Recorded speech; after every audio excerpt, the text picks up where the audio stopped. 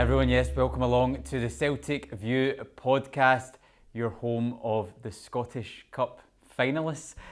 We've got lots to get through this weekend. Of course, we're going to look back on that derby victory at Hampden Park on Sunday to book Celtic's place in the final at the start of June. Plus, we've got a look ahead to this weekend because there's a chance to get our hands on the league title to wrap it up at Tynecastle if we can just get one more victory. There's also a look ahead to the women's team who this Thursday they've got a massive game at their own derby in the league title race, and we've also got a review of the B team action with Mackenzie, Carse and Robertson to come up later on. But first things first, welcome Paul Cuddihy, our Celtic View editor, and I want to ask, have you come down from your high yet from Sunday? Yeah, it was a great day. It was always a great day when you go to Hampden and you win, and especially in a derby game. And yeah, it was really enjoyable. I thought it was a close game, but I just felt as soon as we got ahead, I never felt unduly worried. And in the first half, I thought we were the better team going forward. In the second half, I thought we showed another side to the game, and defensively that. In the central defence in particular of Cameron, Carter-Vickers and Carl Starfelt were exceptional. But I thought the whole team played really well, and which they have to do defensively, and yeah, we were worthy winners. Yes. I asked the fans on Twitter to come up with 3 words that sum up the game for them, so I'm going to ask the same from you as well, but I'll go through their ones first just to give you a little bit of time to think about it. So we had some good ones. We had quite a few of you. Lloyd Patrick Jepson, Michael Brown, all saying we never stop, to sum it up, which I think the manager also said as well in his post-match comments. We also had Paul Cochrane and Georgios Stefaris, if I've pronounced that well, that just said Cameron Carter-Vickers with a full stop after each of them. We had Proud Huddle CSC said it was clinical, dogged champions. And David Taylor said same old same. And last one, Celtic Kuro said, we won again. How would you sum up with 3 words if you can? I was thinking, when I put it out, I said it was relentless, it was committed, and it was ruthless. Right. To try and sum up. Business as usual. Business as usual. I think the we never stop was brilliant because, and Tom Boyd said it, and he was doing the commentary with me at the weekend, and he said, in describing our goal, that perfectly. It crystallised not just the goal, but the build-up to it, the fact that Callum McGregor, again, I always feel like it's almost like teams haven't watched, they either haven't watched us playing or they forget previous games, because I don't know how many free kicks Callum McGregor takes quickly. And the Rangers team switched off. Then they switched off again because they thought we should have had a foul. And the whole back line just froze. And Dyson Maida was the first to react. His cross was unbelievable, and there was Jota was reading it at the back post, and we never stop. They did. Yeah. Do you think it's like teams forget, or do you think it's just that it must be so difficult to live with that constantly, to stay that switched on? I mean, clearly we are always switched on in those moments, to play quick free kicks, to have quick throw-ins, but it must be a nightmare to live up against that constantly. Yeah, I mean it is, but I think... I sound like I'm actually trying to give Ray a bit of credit. No, I think it's almost like... I think a lot of people would have watched that game and that goal, and it would have taken them back to being at primary school, where there was 2 things. One of the first things you're ever taught is play to the whistle. That's one of the first things that when you start playing football for a team, play to the whistle. Don't presume. So for professional football to do that is extraordinary. But then the other thing, which again, as you're playing football, just at a very, very low level, when you're playing against teams, usually someone or the nearest person to wherever the free kick is usually told to stand in front of the ball so they can't take a quick free kick. I mean, it's frustrating. You might end up getting a booking. Generally you don't, and it slows the play down. It allows the rest of your team to get back into position. But these are things that, the majority of us have only ever played amateur football at, as I say, an extremely low level. And these are kind of stuff that you would see like a team on a Sunday morning playing, which I can't understand why other teams don't do that. But the playing to the whistle is, it must be one of the first things that coaches try and tell you when you start playing organised football. And you learn that. So for a professional team to presume that they were getting a foul against them, I think is incredible. But again, it shows, the other side of that coin is it shows the awareness. Dyson Maida, I thought, was just magnificent. I think he's incredible, I think, in terms of his work rate and what he does. The technique to whip that ball, just took one touch and then whipped it right across. But again, Jota anticipating that and running beyond the far post, beyond Tavernier to head it home, was tremendous. So I think from our point of view, it was that whole thing about our players are totally switched on, and that's how we're in the final. What a week it was for Jota. He was out in his double denim a few days before it, and then pops up with a winning goal, and he's a player that just absolutely thrives in those big games. I think it's now 4 goals he scored in derby matches over his 2 seasons so far. And well, not just him, obviously, all of the players, they just seem like when they get to those big occasions, when they get to those big games, they just live for it and they just know how to get it over the line. And it was good, I think, as well, that the manager of the Portuguese national team apparently was at Hampden at the weekend as well. So I think Jota, who's hovering probably in the fringes of their squad, didn't do his chances any harm. And I think it would be great for him, obviously, as a reward for what he's done for us this season. But I think it would be great for the club if we have a player who's moved from Portugal to Scotland, but then gets called up for the Portuguese national side. And I think it'd be well deserved, because I think his contribution, he's a great out ball. He creates chances, he scores chances, he works his socks off as well. But he's a big game player. These are the players that when it's the big game, they thrive on it and they respond to it, and he's done it time and time again.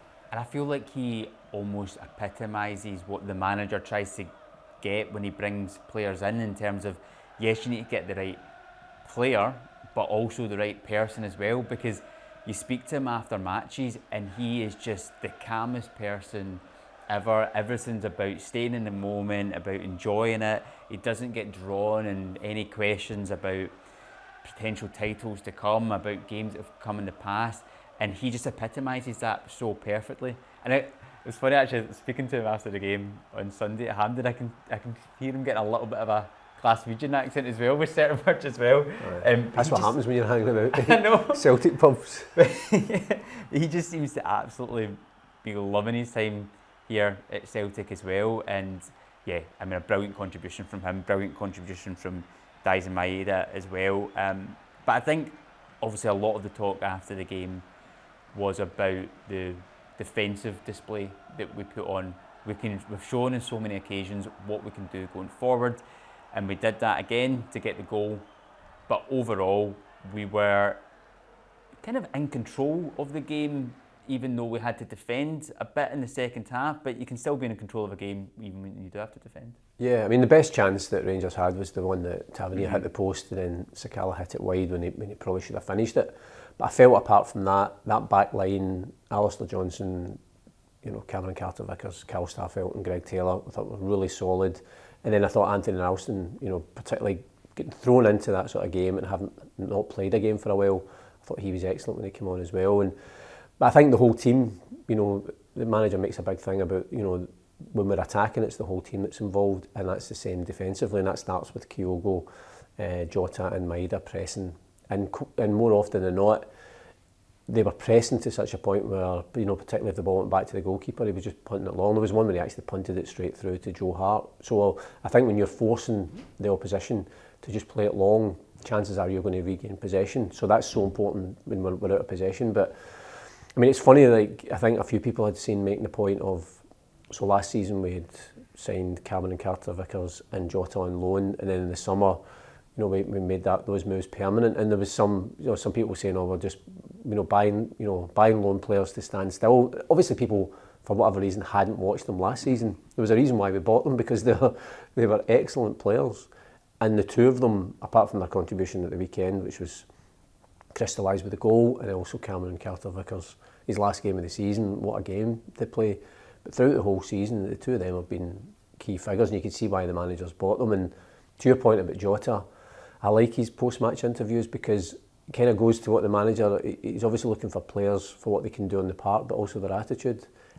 I think every interview he's always talking about having to work hard and learn and get better. And for a player for him to come from a club like Benfica because he wants to get better and to learn at a club like Celtic, I think it's brilliant for us. It's obviously he's thriving as well, and it's things are so positive in terms of where we're going at the moment. Yeah, because you hear so many clubs that pre-game, post-game, players come out and speak in cliches about focusing on the next game and things, and so often you feel like it's just lip service, because then they go out and they might say, we need to start the game well, and then you see like Tottenham at the weekend, they go 3-0 down again, and they keep coming out with the same buzzwords. But when we speak, it's so true, and it's what we work on every day in training, and that whole "we never stop" mantra, it's more than just a slogan, it's like a way of life for that team.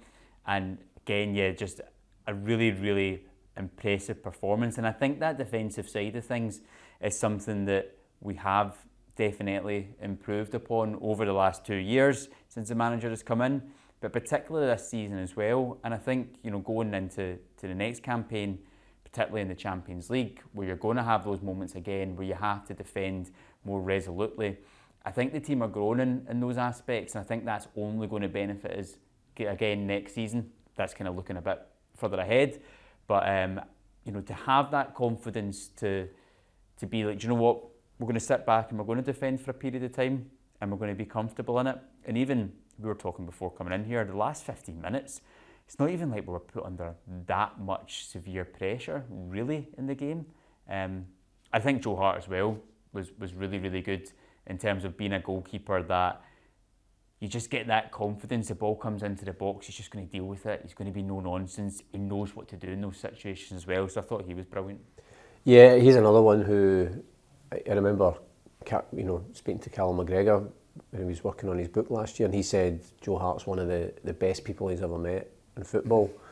And I think he's been a key figure in the dressing room. I think to bring a player, I think we spoke about it before, with what he's won in the game, with the international honours he's got, and then to come in with that presence. So he is an experienced player, so there'll be a lot of players that will look up, they'll know who he is. But I think more than that, I think his attitude, and again, you spoke to him after the game, you can tell he's absolutely loving life at Celtic, because he did have a bit of a tough time down in England for a while, and he just had to get his head down. He's been given this opportunity, he's come up here, there's a real humility about him, of he just wants to come up here and work hard and be the best he can be and help on and off the park. And he's not thinking back to what he's done, he's not thinking forward to anything else, he's just, as he said to you, he's living in the moment. And you can tell he's absolutely loving life. And I think it's great for, what is essentially quite a young defence, to have someone of his experience behind him. And I thought in Sunday, I thought he was excellent. He almost seems as if he's enjoying it more because he knows he's at the back end of his career, and he had those moments with Manchester City where he won trophies, and then went through a little period in his career where he was going through different clubs and maybe wondering, am I going to get back to that stage where I'm winning trophies again? And he's found the perfect place here, and both club and player just seem to connect so well together. But also I think it's more than just getting the chance to play first team football again, because again you'll hear him talking all the time about he wants to keep improving even at his age and his stage of his career. And so he's found an environment, we've got one of the best goalkeeping coaches in football in Stevie Woods, and you've seen that over many, many years. So I think being able to work with somebody like Stevie Woods will help Joe Hart, but he wants to keep improving, he just doesn't want to be playing football for the sake of it. So you can tell that's what he's loving about coming in every day. The same as going back to the idea that the manager's buying players and personalities. Joe Hart fits that perfectly, and he is one of the key figures. One of the many great signings the manager's made. How impressed have you been this season with us in the derby matches? Because it's now 5 games throughout the campaign so far. We've got a 6th one coming up in a couple of weeks' time. We've won 4, we've drawn 1 of them with that game at Ibrox as well. I mean, yeah, there's been a lot of talk about getting closer and things like that, but the results will show that we are right on top this season. Well, apart from the obvious bias that we have, the gap is wider, because last season we were sitting here having been knocked out of the Scottish Cup and we didn't have a final to look forward to, and the gap in terms of points wasn't quite as high and the goal difference wasn't quite as high. So under any measure, the gap has increased. But again, if you look at what the manager said post-match, and the most encouraging thing I think for Celtic supporters is that he's not going to let this team rest on the laurels. He's wanting to push them so that we get even better, so that we come back next year. You'll make additions to the squad will be stronger, and they need to push on because we have another European campaign, and that can only be when you're strengthening from a position of strength and dominance. That's great. And I think it's funny because it's almost like if we play again, we spoke about it I think after the 3-2 game, if we play like an Aberdeen or a Hibs or whatever and we win by the odd goal, then it's always the opposition that get a lot of the praise, simply because they've kept the score down, because people go into the game thinking we're going to roll over every team, which just doesn't happen. And I've got the feeling the last couple of games in the Derby game, it's almost been like that we've won both of the games and been the better team overall, but because we haven't won 4, 5 or 6-0, it's almost like we were lucky or we shouldn't have won.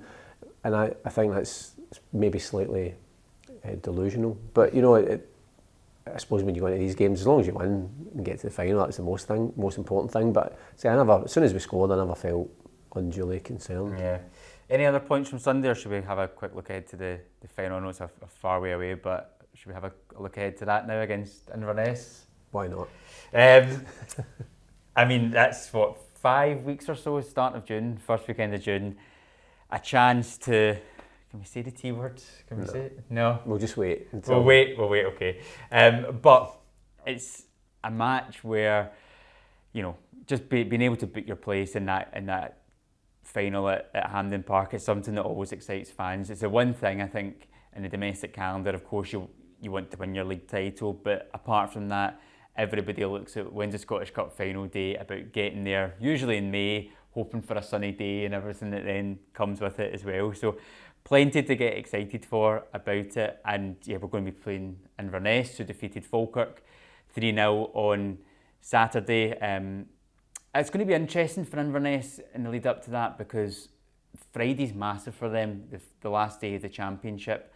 I think if they can get a result, it then puts them into the playoffs, and that's going to be so crucial if they can, because otherwise they're going to have 5 weeks of nothing basically, and just trying to have training camps and get bounce games, which isn't really the best platform for them. Yeah, they'll know. We are the overwhelming. We'd be the overwhelming favourites regardless who we're playing. But obviously, if you're playing a team from one division down, then I think they will go there with hope, but not great expectations. But I think it's beholden on us not to be complacent, because that's the one way that you can get a slip up. I think you're absolutely right. I think it will help them if they're involved in competitive games over the next few weeks, because it keeps their squad sharp.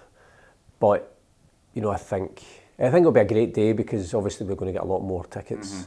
Mm-hmm. So most Celtic fans that want to go along will be able to go there. I think for many of us, going to a cup final at Hampden is probably one of our earliest, most vivid memories of being a Celtic fan. You've maybe been taken to games at Celtic Park, but to go to Hampden in a cup final and see the team win and lift a trophy, Scottish Cup, and we're the most successful team in the tournament as well. So those are always great days. So I think everybody loves the Scottish Cup final.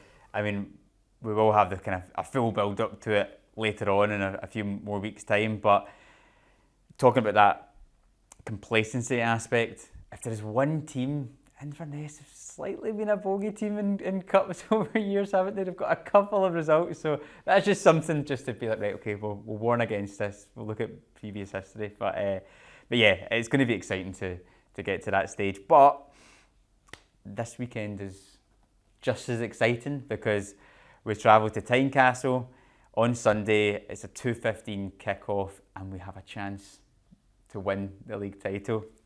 Are we going to do it? Yes. Yeah. End it there. That's it. Thanks, everyone. I think Hearts will make it tough, because they won't want us to win it. Yeah, and they've we've done that a couple of times in recent years as well, which obviously won't have gone down well there.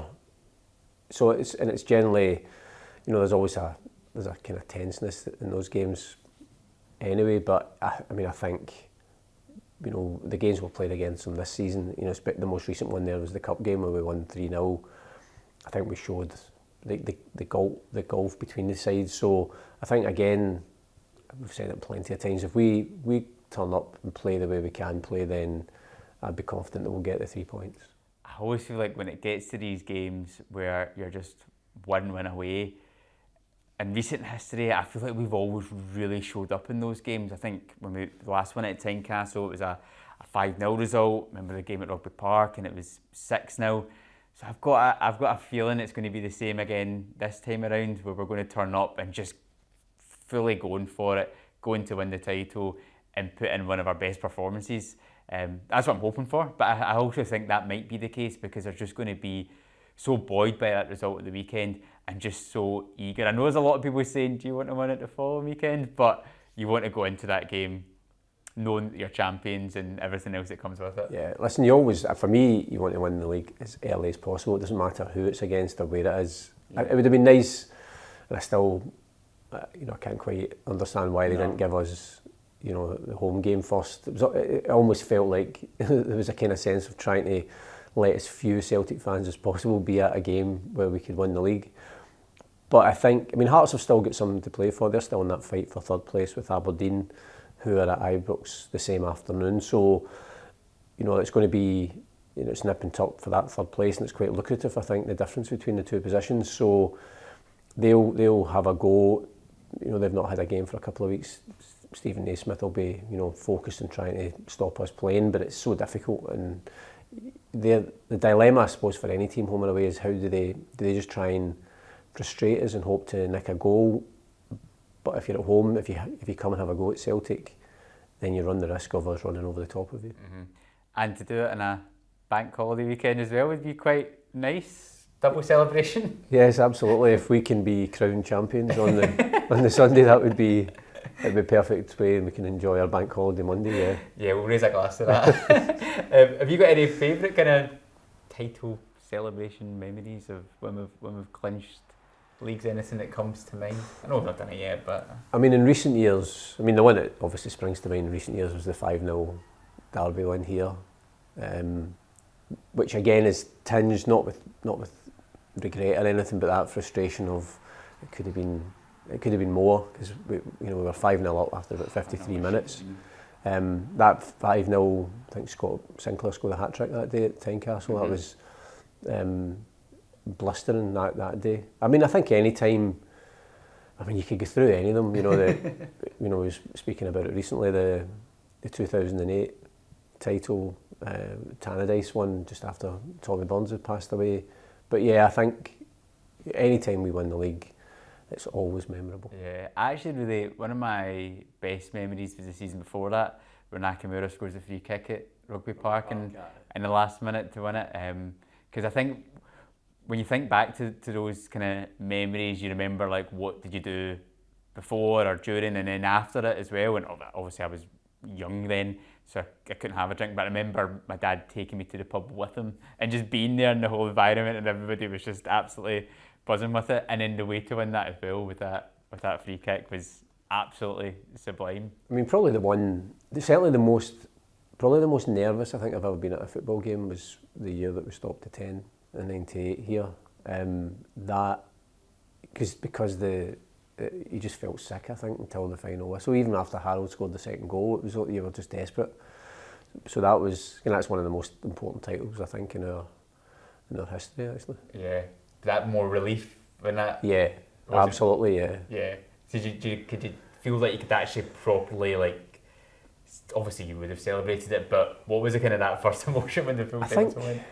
I think when there's a proper title race anyway, I think it's a sense of relief and elation when you win, and it's more devastating when you lose. Remember in 2005 when we lost at Fir Park.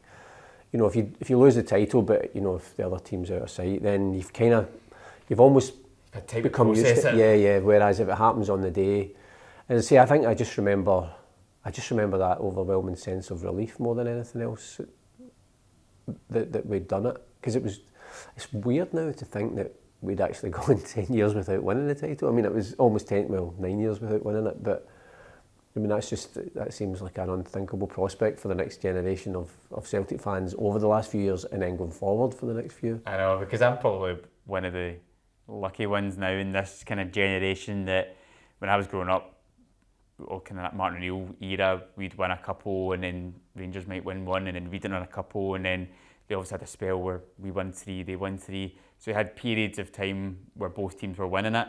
But then after that, I mean, pretty much during the whole sort of 21st century, it's just been complete dominance for us. I always think back to there'll be kids that have went into school and all they've known is Celtic winning. It must be amazing just going in after every derby game or after every league title and just seeing all their acquaintances at the other side and having a go at them and stuff, and never having to endure that feeling of going in a Monday morning in school and you've lost a derby or something. Well, I'll be honest, when I was growing up, I went to a school where there was no Rangers fans, so we all celebrated or suffered together. But it's also, I think, just one other point to make in this match on Sunday, as much as it's a chance to go in and win the league title, we've also got a chance in these next 5 league games to get the record points total in the league history, which at the moment sits at 106 points in the 16-17 season. So at the moment, I think we're in 92 with 5 games left, so that'd be 107 points we could finish on. So even just one draw would stop us from doing that. So I imagine that's something that might be in their minds. I know the manager's spoken fairly recently about going for records, and the one thing he actually wants to do is go for the goal scoring record as well, which is, off the top of my head, was it 117, something like that? That's the other good thing about being in the cup final is that, you know, the managers, there's no complacency within the squad. You can hear that. You heard that in the post-match interviews you did as well, that, you know, that they're looking forward but only to the next game. So you've got 5 games that they'll you know, the manager will keep on top of them, the players with their own standards well. But there's also a place in the cup final up for grabs as well. Sure. So they'll want to, you know, be at peak for that, because, say, regardless of going into the game as the favourites, you know, you take these things for granted at your peril. So, and I don't think this team are ever going to do that. Yeah, and one other thing as well, you mentioned Cameron Carter-Vickers now is going to be out for the rest of the season. So hopefully everything goes well with whatever he needs to get done, if it's an operation or whatnot, and he'll be back for pre-season. I suppose the silver lining to that, if you're kind of looking at it in that sense, is it'll probably be a chance for Yuki Kobayashi to come in, which I think a lot of Celtic fans will be excited to see him get a good run, because he's looked really impressive so far. And you imagine then, if everyone stays fit, touch wood, that in the cup final it's going to be Carl Starfelt and Kobayashi as well. So I imagine it'll be a good opportunity for him, particularly then going into the pre-season, that he's had a good run of games under his belt as well, so that might be interesting. Yeah, I mean, I think he's looked impressive whenever he's come in, and as you say, he's going to have this run of, you know, touchwood, you know, stays injury free. He's got 6 games alongside Carl Starfelt. It's a different balance, because Carl will move over to his right position, which is probably where he's probably played before, and, you know, Kobayashi is naturally left-footed, so it gives a different balance. And, you know, he's played at Tynecastle already this season, he did well, so I'm sure he'll be looking forward to that challenge, and obviously we hope Alistair Johnson will be fine. I mean, he certainly, regardless of the fact he had crutches and was wearing a boot, it didn't stop his post-match celebrations, I think, to the point where you saw Ray Hotati telling him to calm down. What is it with players that we have when they're injured? Remember Kyogo in the 4-0 game against Rangers? And doing his shoulder and then slipping, and everyone's just their head in their hands. I think we need to have a ban on players. If you're injured, just keep it down a little bit. But it was funny to see. Right, let's move on then to the women's team, who had their own big win on Sunday, 3-0 against Hibs. Amy Gallagher scored a screamer in that game. Chloe Craig scored, and Natasha Flint, who's been in amongst the goals of late. And that sets up this Thursday at home at the Celtic Stadium against Rangers, which is massive, because there's only 5 games left in the season. To paint the picture, we're 2 points behind Glasgow City, who are top of the table, and we're 3 points ahead of Rangers, who slipped up at the weekend as well. So this is a huge match, isn't it? Yeah, they've got 2, I mean, every game's massive now, but they've got 2 big games against the other 2 title challengers coming up. I think Thursday night's game will be really interesting. You know, it's probably the last chance for Rangers in terms of closing the gap, because I think if we win that game, then I think they're out of the running probably for the top 2. they'll still be smarting from the last game where they thought they'd won it, and then we scored the last gasp equaliser from Caitlin Hayes. But again, this team's shown this season that they're a big game team. We know how to perform, and I'd be very confident that we're going to. It'll be tight. I think there's not a lot to choose between the top three, and then obviously we've got a big game looming next week on the 11th of May here at Celtic Park against Glasgow City, and depending how results go over the next week, that could be the almost like the title decider, as it were, and that's going to be crucial. And we're hoping for a massive crowd here to support the team. But yeah, it's a derby game. I think I always say it doesn't matter. You put at any level, you put one team in Celtic strips, one team in Rangers strips, and there's a real edge to it. But I think the games this season, have been tough. But I think this Celtic team know that they can win this game, and they know it's at stake. But it'll be very, very close. And as I say, given the fact that we get the good result of the weekend, we have to be confident.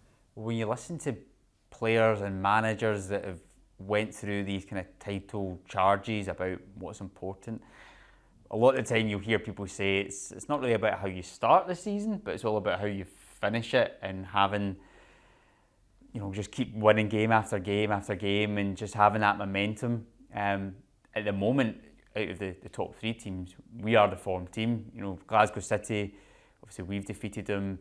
They've slipped up in a couple of games. Rangers slipped up at the weekend as well. So the momentum is on our side. It's just a case of keeping that rolling for the next 5 games, and 6, including a cup final as well. And who knows where we could end up at the end of the season. But yeah, as you said, I think if we can win on Thursday, that'll put us 6 points ahead of Rangers with 4 games to go in the season. So, if anything, you'd think that would secure us second place, which would be Champions League football, which is massive as well, and something I'm sure at the start of the season probably would have been one of the main targets. But then it does set up the following Thursday here at Celtic Park, which would be massive if you can come into this game with a really, really big crowd, with a chance then to go top of the league with a victory. That could just be incredible. Yeah, and I think psychologically, given the fact that the last 2 games against Glasgow City, we were the first team to defeat them in the league, and then we followed that up by beating them at Hampden in the semi-final of the Scottish Cup. It'd be interesting to see how they are, because they'll obviously want to beat us, but there'll be a wee element of that. They lost 3 big games. They also lost to Rangers as well. And obviously Thursday's game is a dress rehearsal for the cup final at Hampden as well at the end of May. So I think both sides will just have to go for it. I think it's going to be I say every game, we beat them 3-0 and we were really dominant that night, but the last game, they won each game, it wasn't, ebbed and flowed throughout the whole game. But I just have a feeling that this Celtic team, as you say, are peaking at the right time, and that they're so close to achieving something quite remarkable. It'd be amazing. And a bit like the first team and a bit like the B team as well, the women's team this season are undefeated in derby matches, so that's another thing that I'm sure they'd want to keep a hold of. Yeah, absolutely, yeah. You never want to lose those games. We've spoken about it before, that we can play against, and we did this season against the European champions, and it's a massive game, and you're excited and you want to win, and it's disappointing when you lose, but it's not quite the same feeling as if you lose to your rivals, and that is replicated across the club. So yeah, absolutely, I'm sure Fran Alonso will have the team absolutely primed and ready for Thursday night. Yeah, and they do have a game on Sunday as well, which is away to Partick Thistle, who are always a kind of tricky opponent, playing at Petershill Park as well, which is a small and sticky pitch, and I think when you speak to anybody, nobody really likes playing there. Glasgow City just went there at the weekend and got a victory themselves, so it's a case of turn up on Thursday, get the job done, but then you have to get that result right on Sunday, because it's never an easy task going there. Yeah, and I think the 3 games in a week, one of the things that was interesting, Fran Alonso had said after the game at the weekend, the fact that we got ahead, we got the 3-0 lead established, it allowed them to make changes and to rotate the squad, because that's going to be needed this week because of the demands of Thursday night, Sunday and then the following Thursday. So I think that was really beneficial for the team, to give some players some game time and then maybe rest other players as well ahead of this massive game. Yeah, and the the following Thursday at home to Glasgow City, as we mentioned, is at Celtic Park, and you can get tickets for that game now, because I'm sure that the girls would love a massive support to hopefully push them over the line and hopefully go towards a title. Well, you see, I mean, the Arsenal women's team were playing in their Champions League semi-final at the Emirates against Wolfsburg, and there was over 60,000 fans there. It was a sellout, which is incredible. And the women's game in England is just a bit slightly further forward in terms of how long they've been professional, the money it's been invested in the TV coverage. And that's where you want to get to with the women's game here. That Celtic can play a game at Celtic Park and you get like a really big attendance. So it's a great opportunity. It's a good time of the year. It's just part of the overall feel-good factor around the club. So yeah, and I think the players would really benefit from having this big crowd. Yeah, and do you know what that shows as well with the Arsenal women's team is, I watched that game on Monday night and they were saying in the commentary how, I think it was in the quarter-final of the Champions League the season before, and they had 5,000 fans at the Emirates, and it just shows how quickly things can progress and can move forward. England have benefited obviously from the fact that the England national team won the Euros, and there was such a, it was so well covered, and it seemed to catch the mood of England in terms of women's football, and it would obviously help in Scotland if the Scottish national team could get to a tournament as well, and that obviously increases the profile. But I think for us as a club, any chance we get for the players to play on this stage and for the fans to come along, and there's been encouraging signs that fans seem to be embracing it, especially when we're in a title race. That can it could make a difference, just giving the players that wee bit extra boost. And they've any game that they've played here so far, I think we beat Rangers 5-0, we beat Hibs pretty comfortably as well. That the players definitely like playing out there. So yeah, get your tickets for that one now. We're going to finish off. We've got a review of the B team season where we had Mackenzie, Carse and Mitchell Robertson in here in the studio to look back on their season, because it's been an amazing season for them and all different competitions. And they do have a Glasgow Cup final coming up next Wednesday, the 10th of May.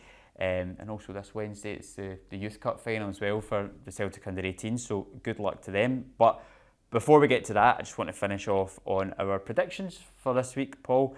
So we've got 7 fixtures. Well, we will rattle through them and see who comes out on top next week. So first of all, the women's team against Rangers. Well, obviously I'm going to go for a Celtic victory. We're going to go for 2-1 and Caitlin Hayes to score the winner again. You're going to say that for as long as you see, aren't you? I'm going to go for 2-0 in that one for us. I think we'll get the job done. And then for their game on Sunday as well, away to Thistle. I'm going to go for 3-0. I went for 3-0 as well, but I'm going to stick with it. A couple of games in the Scottish Premiership. Hibs at home to St Mirren. Hibs at home to St Mirren. Battle for Europe. I think St Mirren are going to win that one 2-1. Ooh, I've went for a 1-0 win for Hibs, but that's interesting. And then basement battle, St Johnstone at home to Dundee United. I think Dundee United are just getting a wee bit of momentum at the right time of the season. Jim Goodwin's come in and he's actually done a good job there. I think they're going to win that one 2-1. Yeah, I'm also going for a Dundee United win. I think they'll get that 1-0 for the same reasons. A couple of games in English Premiership. On Sunday, is Newcastle against Arsenal. I think Newcastle will win that. It's particularly at home, they're so impressive. So I think Newcastle will win that one 2-1. Yeah, I'm also thinking a Newcastle win. I'll go for 3-2 in that one. 5-goal thriller. Yes, classic. And then that'll be Arsenal completely done in the title race. West Ham at home to Man U later on that night. I'm going to go for 2 each. 2 each. I'm going for a 2-1 West Ham win. I think they'll get the job done. They've been good at home and Man U have been quite poor away. And then finally, the chance to win the title on Sunday, Hearts versus Celtic. I think I'll go for a Celtic win. I'm going to go for 3-1 to Celtic. I imagine said we weren't going to win that game. I'm going to go for 4-0. I think we're going to turn up and just be good, completely at it, on form, absolutely batter them. That's my prediction. Looking forward to it. Hopefully we can get it done. But yeah, let's finish off then on the B team with Mackenzie, Carse and Mitchell Robertson. But yeah, do join us again next week. We're hopefully going to be celebrating being champions of Scotland once again. But until then, make sure you like and subscribe to the Celtic View and the Celtic View Podcast and all of your podcast channels and on our social media. And enjoy this interview, and we'll join you again next week. Cheers for now. Yes, we've got Mitchell Robertson and Mackenzie Carse from the Celtic B team alongside us here for a review of the season so far. Season's not quite done though yet, because you've still got a cup final to come, but it's been a pretty packed season for the two of you so far, hasn't it? Mackenzie, why don't you start us off? Just how's the season kind of been for you when you reflect on it at the moment? It's been good, to be fair, looking back on it. You know, first 6 months was good, we were doing well, but I think, you know, as a team, since after Christmas we were flying. Obviously we had that big win at Celtic Park, and then after that we went on a nice run. You know, it was just unlucky not to get kind of fully over the line with the Lone League. You know, there was a few drop points here and there, but you know, I thought all season was top class for everything. Yeah, we're going to get into all of it, Mitchell, but from yourself as well, this is kind of your first proper real season with the B team, wasn't it? I was up start of the season. I think I was involved in the youth league games, and then from there on I kind of managed to play in the Lone League, and I think I managed to play at Ibrox as well, so it was good. But it was good. It's been quite lucky to be up. Obviously Dane's been injured, so I kind of got the breakthrough to be up, so it was good. Yeah. Right, before we get into it, although I want to kind of warm the two of you guys up, right? I've got a bit of a kind of quiz between the two of you. So just to kind of get you into spirit for it, this is between the two of you, right? So who has the worst dress sense? Him. I'd say, You'd agree with that? Why are you not trying to up it then if you're agreeing with it?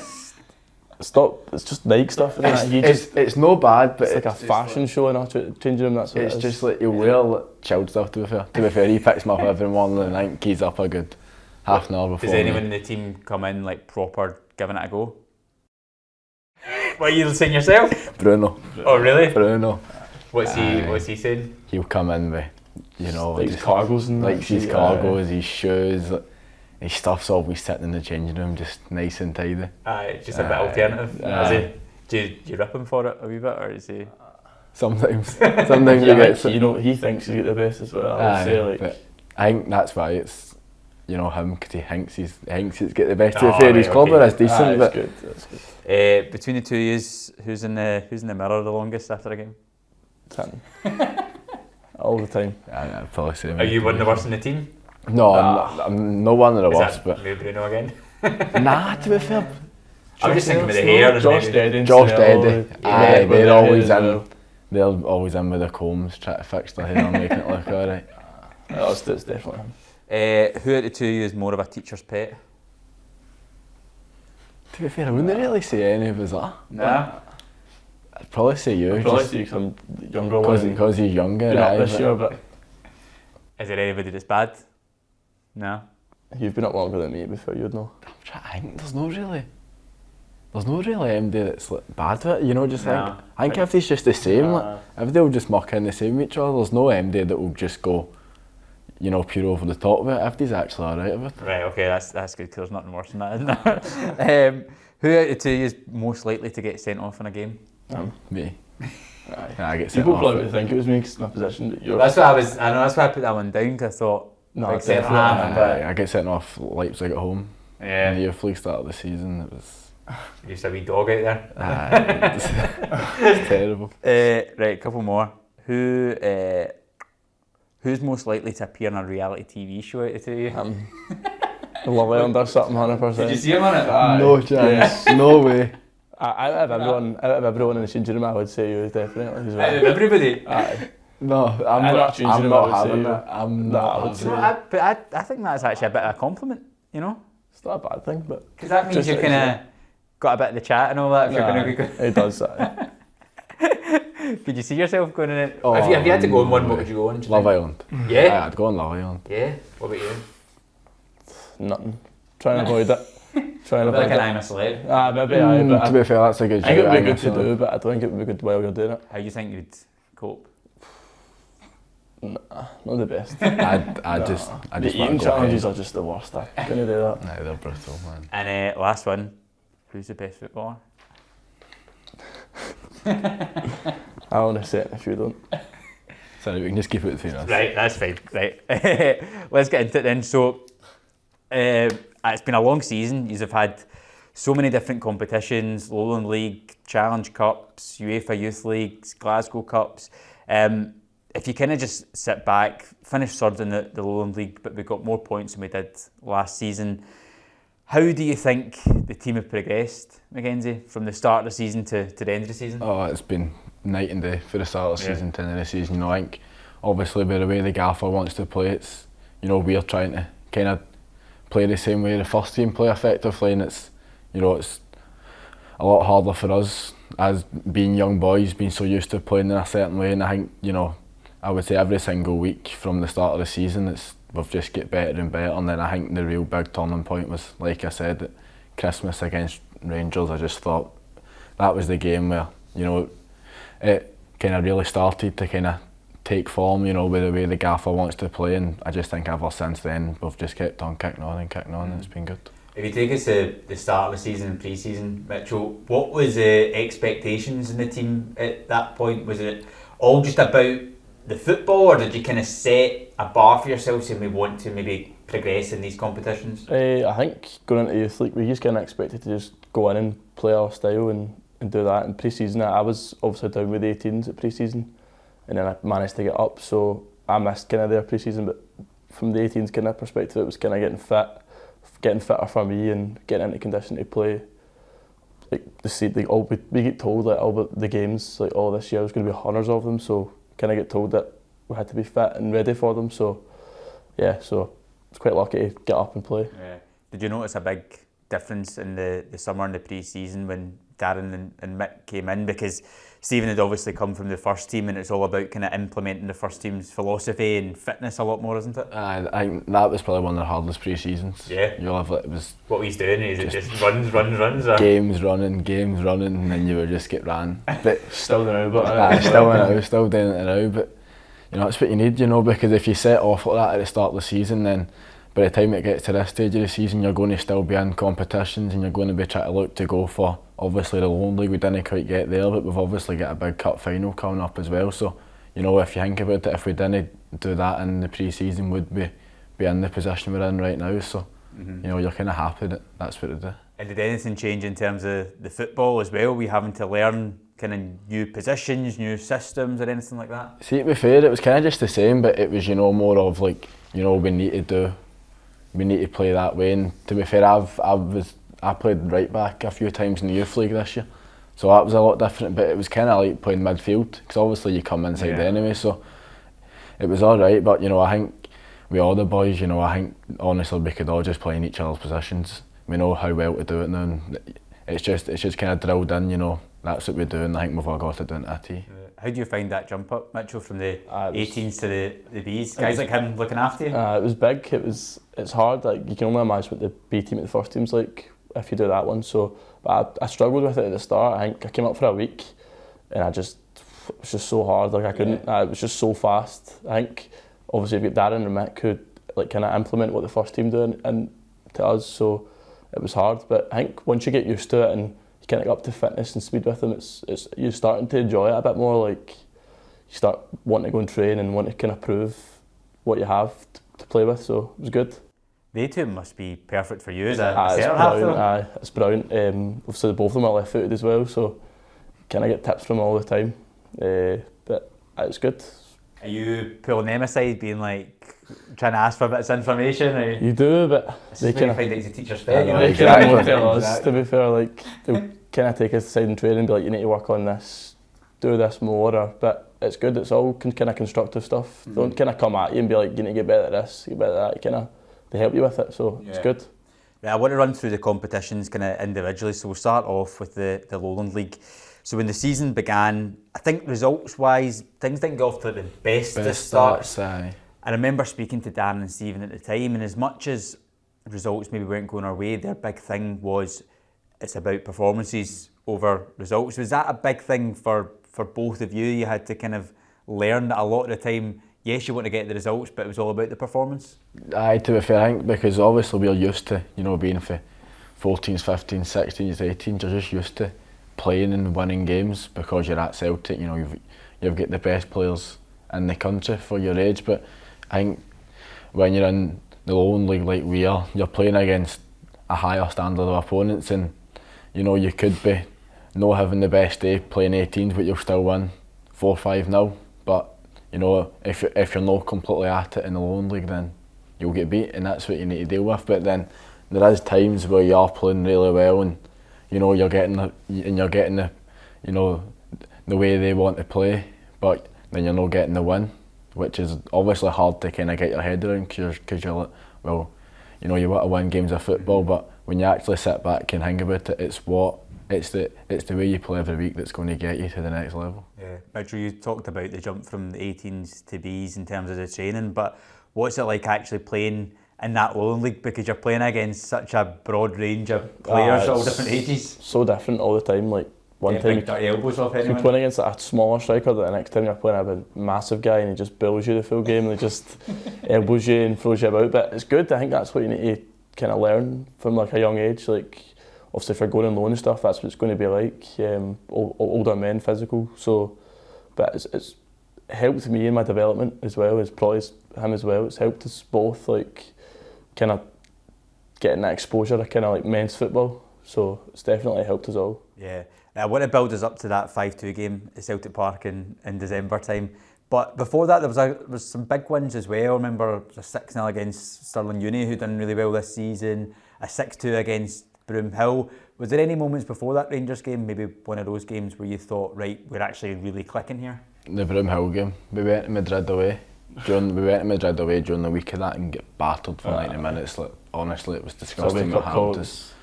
And then, to be fair, I remember we were in the changing room before the game and Dan and Mick were talking about the game against Madrid and we're saying, do you want to feel like that again, or do you want to go make another team feel like that? And then we went out that game and it's probably one of the best we've played all season.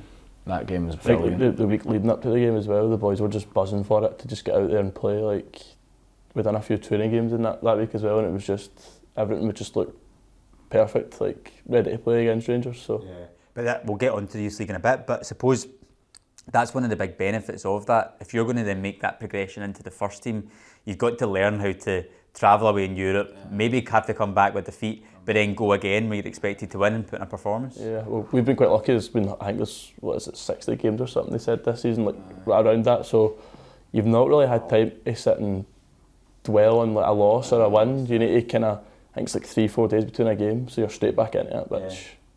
That 5-2 game then, let's chat about that in December time against Rangers at Celtic Park.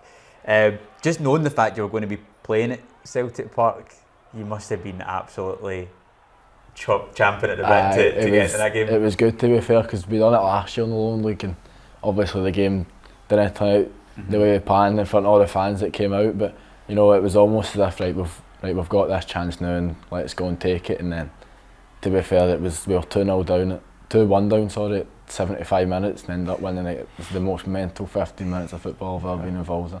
What's that like to be part of that game and particularly doing it in front of Celtic Park? Like, they must be the moments where you're thinking, right, I'm getting closer here. This is kind of a bit about what it must feel like to be a first teamer. It was good, to be fair. It was like, to be fair, even when the fans and that are there, obviously it's different if 60,000 and that are there, but you don't really think about them being there because obviously you're thinking about the game. But I scored to make it 2 each, and that's when I heard it. I was like, there was a lot of people there, and then I think it was the own goal to make it 3-2. The place was just, everybody was just gone mental, and it was like, it was just unbelievable. The changing room after kind of just finished it off. It was brilliant. What was it like in there afterwards? It was mental. We must have been in there for a good 45 minutes. Everybody just singing and dancing, but it was good because we didn't do overly well against Rangers last year, so it was we want to go out this year and properly cement the way we play on them, and we've done it. And how are Darren and Mick after games like that? Do they let you enjoy it, or is it like very, very quickly, right, we need to go again? I think the Celtic Park one they let us enjoy, but we played them in the Glasgow Cup and Mick was like, right, keep it, because we had them at Ibrox the week after. Yeah. So he was like, just keep it down a bit, and then we obviously went to Ibrox and beat them again. So it was brilliant. It was after that one they let us do. You said that after that game, that kind of maybe seemed to be a turning point in the season a little bit.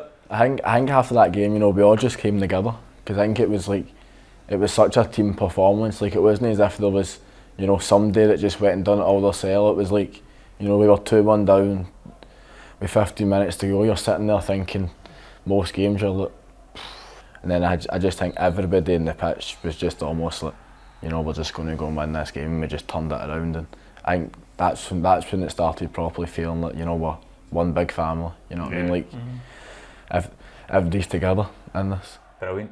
And then that kind of takes us on, because after that we did play some brilliant football. We got some great results. The game at Ibrox then, and start of April time, 3-1. Talk to us about your memories of that game. I think just for like the first half, we didn't perform that well. We were still in the game. I think when the boy gets sent off, the goalie gets sent off, it was kind of a turning point in the game for us. But how many red cards in that game? Three reds. Terrible. None for it.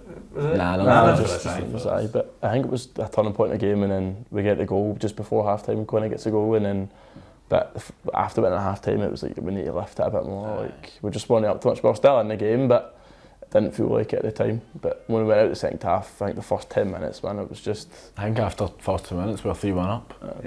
All in their half, everything was in their half, and they get the seconds ended off. And that just killed the And game. that killed the game for us, and then just kind of kept the the third ball. one as well came. Aye. Does it feel sweeter winning at Ibrox? Oh, You so know you much did, sweeter. So much sweeter. It was just brilliant, you know what I mean? Like, you know, I think you could even tell, I think it was the celebrations for the third goal. You seen Joey and all the injured boys up, and everybody just ran over and just started, you know, pointing up to them and celebrating with them. And, you know, I think that's just what kind of made it a bit special, because obviously Joey get a bad one, and you know it's nice to just know that even if you're injured, you're still part of being with the team. This season you had like so many different experiences, and those opportunities to play at Celtic Park, to play at Ibrox, in derby matches, and to get victories and put in really good performances as well. Like, how much do you think that's going to help your development as a player?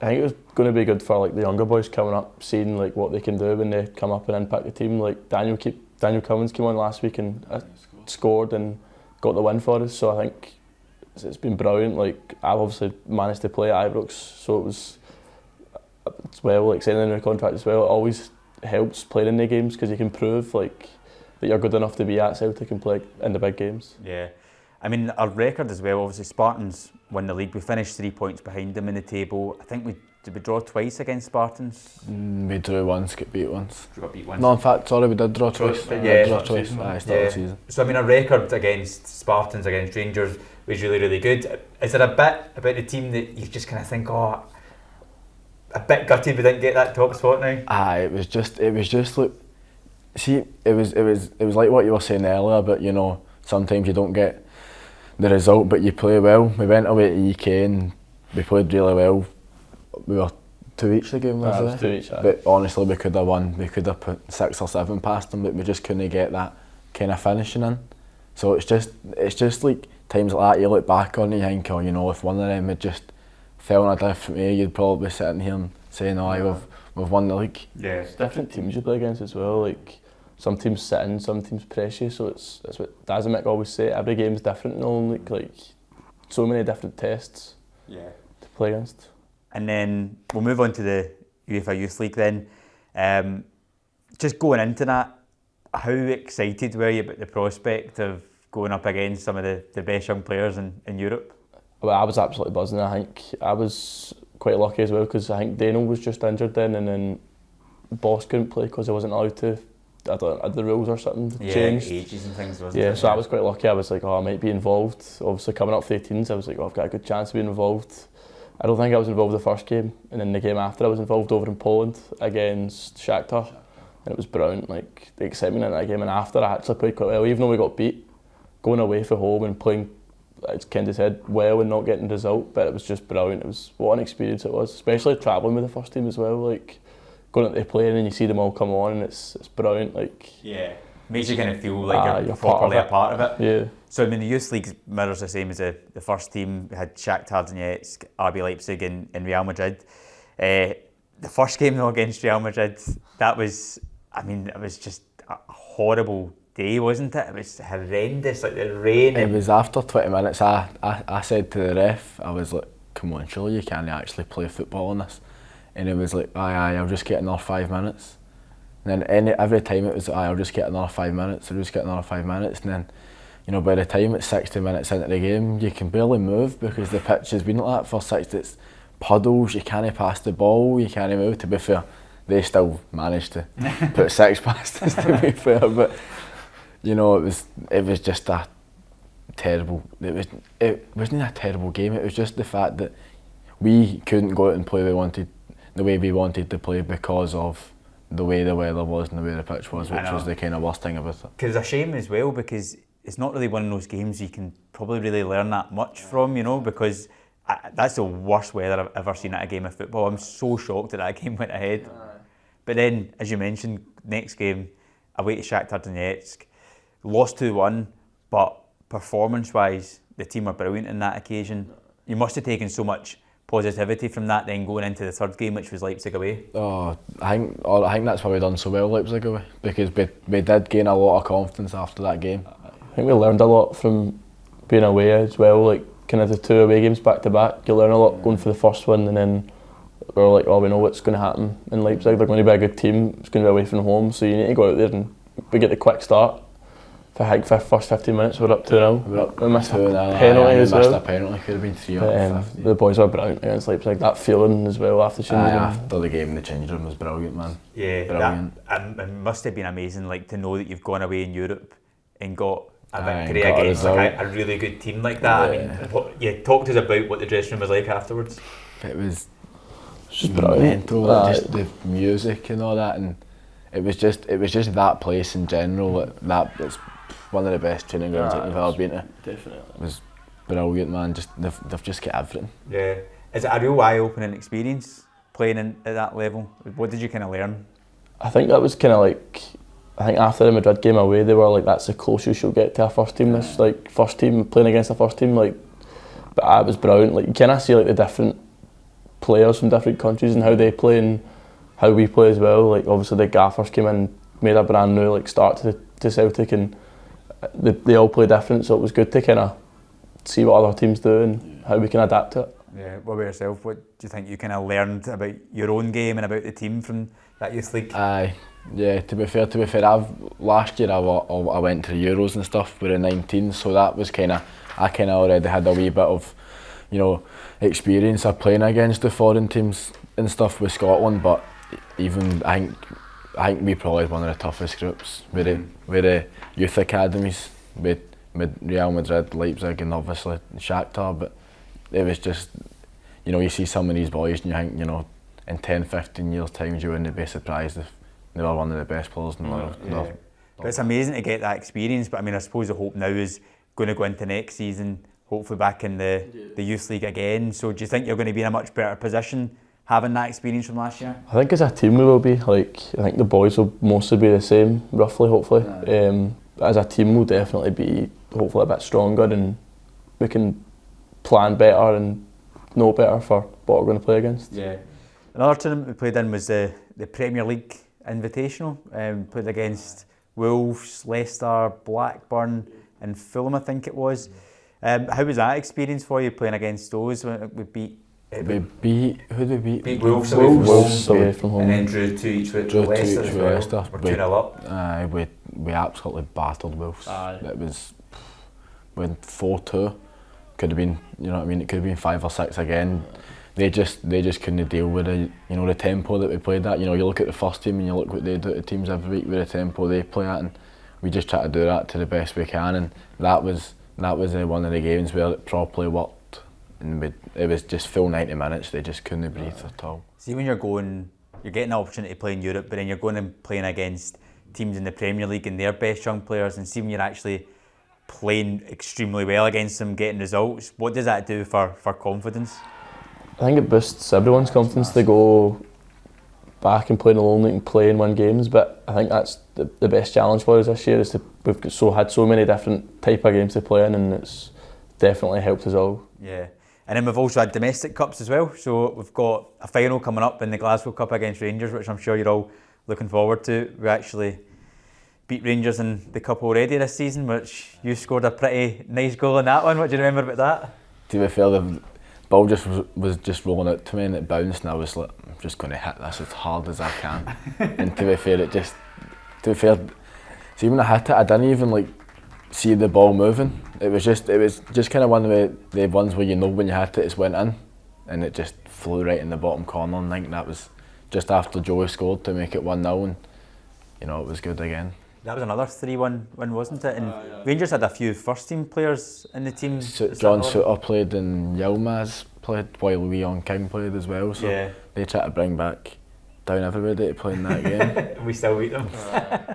And the other tournament was the Challenge Cup. We went out to Dunfermline. I think you played in that game, didn't you, Mitchell? I was quite lucky to play in that. I think you were away with the 19s. Scotland. Yeah, we had quite a young team out that night. I think Corey and Daniel played as well, and O2 played as well, I think, and then the boy Johnny Kenny came back and played. So that was good. That was kind of eye-opening as well. I think they had like 3,000 fans or something, and it was... I said Dunfermline just won the League One as well. We went really close with them, just losing 2-1. It was hard. I think they scored in the first 2 minutes or something. A ball in the box. It should have been dealt with better off me and being the goalie, so it was good. But I think you learn a lot from that as well, playing with the fans. I think the fans do play a big impact when you're playing against a team like that, because they just want to absolutely beat you, so it's brilliant. But it was good. It was enjoyable game. It's amazing actually when you kind of go through all those competitions you've played in and all those experiences, you actually do kind of realise like how many unbelievable opportunities and experiences you've had this season and the different types of football. Like, what do you think about your own game personally when you compare from the start of the season to now? First kind of 6 months of the season I was alright, I wasn't really doing much, but then the game against Rangers at Celtic Park, I scored and get man of the match and I think that's just when the season just kicked on there. I started scoring goals, started getting assists, and that's what I need to start doing more often, just getting those numbers up, and I've been on a nice little run of form since that, so it's just kind of keeping that and not letting it slip. Yeah. And both of you signed new contracts as well. Congratulations on that. Both here till 2025. So I suppose the question is, what's next? What's the future hold after the summer? I think for me it's just kind of playing in the Lone League and kind of keep going on in that, and hopefully impressing to maybe train with the first team a few times and stuff like that. But I'm still quite young, so I'm quite lucky. I've got another year at Lone League, another 2 years in it. So that's my plans. What about you? I think I just need to keep on trying to do what I'm doing now, and hopefully I catch the gaffer's eye, and even just go up for a few training sessions and then take what I can into that and hopefully stay up there. Have you had the opportunity at all to train with the first team? When it was international break, I think we trained with them the full international break. How was it? It was so hard. Yeah. It was solid, man. But it's good, you know what I mean? Because you watch all these players on a Saturday and you think, it'll be right good training with them, and then it's just what you think about, and they're all very, very good. They're just then. Does anyone a joke in training? Matt O'Reilly. Yeah. Oh, ridiculous. Everyone says that. Ridiculous. I remember it was Josh Clark came back down and was like, I couldn't save a shot off him the day. He was raging recently. His first touch, probably one of the best first touches. The game's got on a Saturday, and Saturday and a Sunday. He does that kind of weird first touch as well, where he just brings his foot out. It's top draw. Jota as well. You obviously see what he does on Saturdays, and he just does that even more. His intensity just like sky high. I remember watching it on Huddle and I was like, thank God I'm not there, man. Sky high. It's the just time will come though, so get ready for it. Oh, brilliant, guys. Right, just to kind of finish off then, I kind of put you through a little bit of a quiz at the start there, but I'm going to end in another one, right? But this time, you're going to go up against each other. So we're going to stick 60 seconds on the clock to see who can come out on top. So I've got like 15 questions for the two of you. You might not get through 15, but we'll see. Who did we have on last time? So we done like a live podcast a few weeks ago, and it was like Ben Seeger, Sammy Gallagher, and Matthew Anderson was on it, and Matthew won it. He won the quiz that we done. He's Smart guy, he's man. clever to be fair. Smart. You Yeah, probably he was get two good. worst guys for that. You couldn't pick two worst guys. Right, Mitchell, I've got your questions up first, right? So what I'm going to do is stick 60 seconds on the clock, see how many you can get. What, big man? You can help me count, right? How many you get right. So, you ready? You go for it. So this is questions a bit about you, about the team and things. So, right, 3, 2, 1. You played how many games in the Lone League this season? 19, 22 or 25? 22. Correct. You got 1 assist in the Lone League. Who was that against? It was for you. It was against Goals a belter. I passed. No. No. East Stirling. Do you remember the score in that game? It was 2-0. It was 3-0.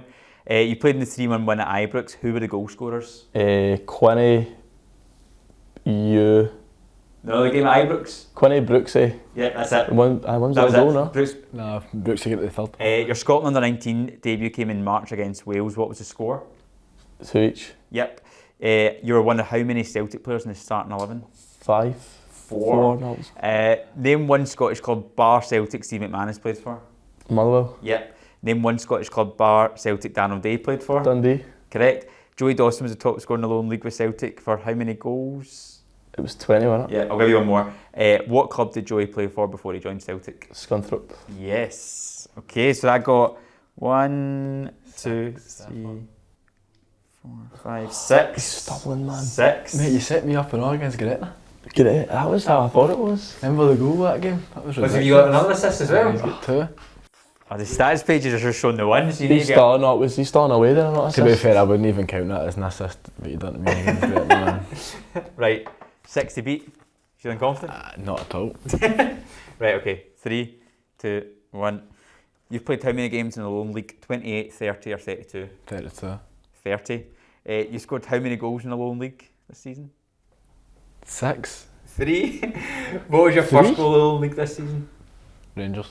Yes. Who opened the scoring in that game? Rocco. Yes. Name 1 other team you scored against in the Lone League. Gretna. Yes. You scored once for Scotland under 19s. Who was that against? France. Yep. What was the score? 3-1 we get beat. It was. Name 1 English club Steve McManus has played for. Middlesbrough. Correct. Name 1 English club Daniel Day's played for. Leeds. Correct. Who was Celtic's second top goal scorer in the league this season? For B team. Adam Brooks. Yes. Who scored our second goal in a 2-1 win over Leipzig? Sanello. Yes. Who scored in the 4-1 defeat to Real Madrid? Brooksy. Yeah. What club is Uno 2 on loan at? Dunfermline. Yep. Josh Clark can play for Northern Ireland and which other country? Sweden. Yes. 12. Is that 12? Right, hold on. So do you think you've got more than 3? Oh, 100%. Yeah? I thought you had maybe 4 or 5. 100%. I think you get more than 3. Right, I've scored 9 for Celtic this season. Really? Right, you need to get onto the pages that do the stats and get that updated because they're doing you a disservice. I checked it the other day and it was like 3 goals, 2 assists, and I was sitting next to myself and went, I've got 5 assists in my last 6 games. Right, okay. There's more. Definitely get on it because they're doing you a disservice. So is that 12? You I got? get 12. I counted 12.